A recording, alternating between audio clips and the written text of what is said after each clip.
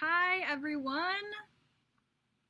We're waiting for it to load on our side, but we'll get started in just a second here.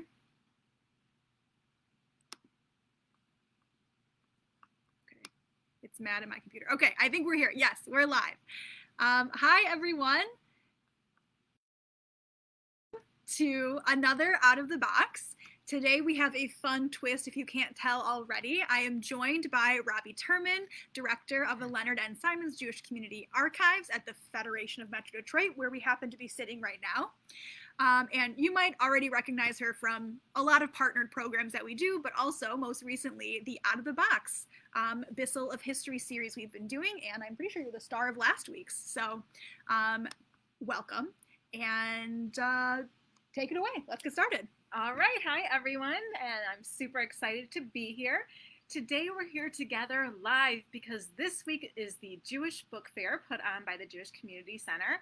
And this year we're going to be able to see lots of amazing virtual programs, including one that we are supporting together under the Center for Michigan Jewish Heritage. The program is a book talk on Bugsy Siegel, The Dark Side of the American Dream by Michael Schneerson. The talk will be on Thursday, November 11th at 7 p.m. That's this Thursday. And we did include the registration link in the video's description. Bugsy Siegel, of course, was a well-known Jewish gangster who was also the driving force behind developing the Las Vegas Strip. The book is a biography of Siegel, where the author seeks to understand the complex, brief life of this mobster who rose to prominence during Prohibition. And hello, Art Fishman. Glad to have you live with us. Hi, yeah, Art. Robbie's seeing where the comments are. Thank you so much for saying hello. We're glad to have you with us. So, as Robbie was saying, to stay on theme, we decided that we would bring you some interesting stories from Detroit's Prohibition era gangsters, because we'll be talking about Bugsy Siegel. We've said, let's go local too. And you might have guessed it, we'll be talking about the Purple Gang. So just a quick trigger warning, we are going to be talking about some serious crimes, including murder. So if you are uncomfortable with that, now is the time to turn this off and join us next week instead. But if you're okay with it, we'll continue on. And to start us off talking about the Purple Gang, we're going to share a letter from Rabbi Joshua Spurka. Rabbi Spurka was the spiritual leader of B'nai David Synagogue in Detroit, as well as the first chaplain for Jewish prisoners in the state of Michigan. And as part of his role as chaplain, he counseled Jewish prisoners and was known to speak on their behalf in a push for probation or release. So, on behalf of a man named Philip Kiewell, on March 14, 1947, Rabbi Spurka wrote this letter to the chair of the parole board. He said, "My dear Mr. Pascoe, after recently speaking with Philip Kiewell, I am in the opinion that his case might merit a renewal as well as your consideration.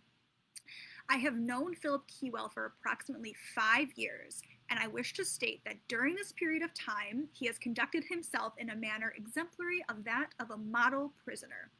I don't know of any report of misconduct or misbehavior against him, nor have any such reports been brought to my attention. He has demonstrated certain positive attitudes that I hold essential in good citizenship. I understand that Philip Kiewell is an alleged partner of Morris Rader, and they were involved in the same case. Yet, Morris Rader was convicted of manslaughter, and Philip Kiewell received a verdict of first-degree murder. Then, too, Morris Rader was a third offender, whereas Philip Kiewell was only a first offender. Morris Rader gained his release some 7 or 8 years ago. Of course, Philip Kiewell has now completed 17 years in our penal institution. I don't know how much this means in legal terms, but there were 2 trials. The first one resulted in disagreement. I wonder whether I could impose upon you to tell me your opinion on the case. I should appreciate your reply. With kindest regards, I am sincerely yours, Rabbi Joshua Spurka." So, from the sounds of this letter, it seems like maybe Philip Kiewell was being unfairly imprisoned for so long, or maybe that it was a crime not worthy of such a long conviction, especially since he was a first-time offender and the other person he was with during this crime was already out of prison. However, let's take a look at other documents with from Philip Kiewell's past to help piece together the story of his life as a Purple Gang member and see for ourselves if Rabbi Spurka was right in his assessment or maybe being a little overly kind to this man that probably deserved his sentence. So Philip Kiewell was born in around 1908 in New York. By 1916, the family had moved to Detroit, where Philip's father was a junk dealer. He and his brother Harry were actually both associated with the Purple Gang. But what exactly did Philip Kiewell do to land himself in Jackson prison? Let's dive into that. By 1925, when he was about 20 years old, records reveal that he had been arrested for 13 felonies. 9 of them were for armed robbery, 1 for extortion, 1 for kidnapping, 1 for assault with intent to kill, and 1 for grand larceny. He was also brought in for questioning during the Cleaners and Dyers War, which that's a whole nother subject we could do a whole out of the box on. Seriously. Kiewell actually was believed to have been involved in the St. Valentine's Day Massacre in Chicago.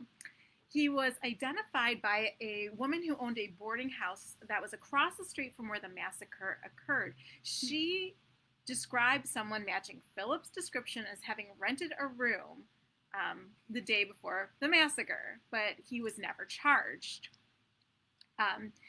And despite his many arrests, he was never convicted of a crime until Arthur Mixon in 1930.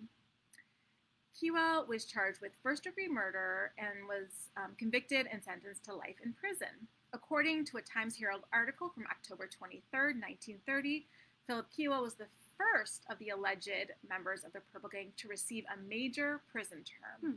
Because, Purple Gang, I think, had a pretty good lawyer. Well, it sounds like if after 13 felonies, and this was the first time he served a big sentencing, we'd think that they had a pretty good lawyer. So let's take a closer look at this case that finally got Philip Kiewell into prison, and is also the case referenced in the letter from Rabbi Spurka to the parole board. So newspapers reported on July 22nd, 1930, that a 16-year-old Iceman named Arthur Mixon accidentally came across a whiskey-cutting plant, which Kiewell was said to have been operating. Kiewell thought that Mixon would report what he had seen at the plant, and Kiewell, along with Morris Rader, chased down the 16-year-old and shot him in an alley near Hastings Street, which is just horrific. Kiewell's first trial had a hung jury, and it wasn't until his second trial ended in conviction of first-degree murder that he was given this big sentence. Rader actually jumped bail, but eventually turned himself in to serve his sentence of 12 to 15 years on manslaughter, which, as legal people would know, is a lighter crime than first-degree murder. But Kiewell was in a few different prisons in Michigan before he ended up in Jackson, where he was interacting with Spurka. So, now that we know what he was convicted for, let's think back about Rabbi Spurka's statement. He had argued that Kiewell was a model prisoner, and that Rader, who was with Kiewell during the murder of Mixon, was already out of prison. And because of those two things, that Kiewell deserved a chance to get out on parole too. But we actually have reason to believe that he was not a model prisoner in what we would think of a model prisoner. And So, maybe Rabbi Spurka saw him as a model prisoner because he didn't know another crime he was implicated in. So, this ties to the 1945 murder of State Senator Warren G. Hooper, which sent shockwaves throughout the state. While driving, Hooper was forced off the road and then shot 3 times in the head. The murder took place just days before Hooper was scheduled to testify before a grand jury about taking a bribe, testimony that was expected to implicate another prominent citizen. The police eventually received a tip that the head of the Purple Gang had hired the murderers. 4 Purples were actually convicted of conspiracy to commit murder and were sentenced to 4 to 5 years. So now what does that even have to do with Philip Kiewell, who's behind bars at that time? Well, plenty. Because the police were later told that the car used to drive Hooper off the road, the one that the murderers drove, belonged to the deputy prison warden at Jackson, and that there was an entire system of criminals going in and out of the jail with the help of the guard, the wardens, and other politicians, which provided a perfect alibi because they were supposedly in jail. Philip Kiewell was reported to having been in meetings in the warden's office with other Purple Gang members, including those that were convicted of the conspiracy to commit murder, in the days leading up to Hooper's murder. Interestingly, all official records of prison car use on the day of Hooper's murder have gone missing. How convenient. Yes, and the murder remains unsolved. Kiewell was later released long after Rabbi Spurka wrote that letter. He was released in 1962 after his sentence was commuted by Governor John Swainson. Wow. So what is that, 30-some years in prison? Something like that. And Philip Kiewell was just one of the alleged members of the Purple Gang. It's really hard to imagine the Detroit Jewish community in a time when this gang would have been roaming its neighborhoods, but we know the Purple Gang was infamous for a reason. From small petty crimes to the ones we talked about today, this group has really been thought of as a stain on the history of our community. But for more mob life during the Prohibition that's out of Detroit, be sure to check out the Bugsy Siegel talk coming up this Thursday, November 11th at 7 p.m. As we mentioned, the link is in the description of this video. And of course, check back with us next Tuesday for another episode of Out of the Box, Abyssal of History, where we'll look at the Conservatory and Aquarium on Belle Isle and its Jewish connections. And as we're signing off, hello to my mom. Thank you for watching. And hello to Alan Lowen. Thank you for being here as well. And we hope you all enjoyed a bit of a darker, but still very interesting look at our community's history. Take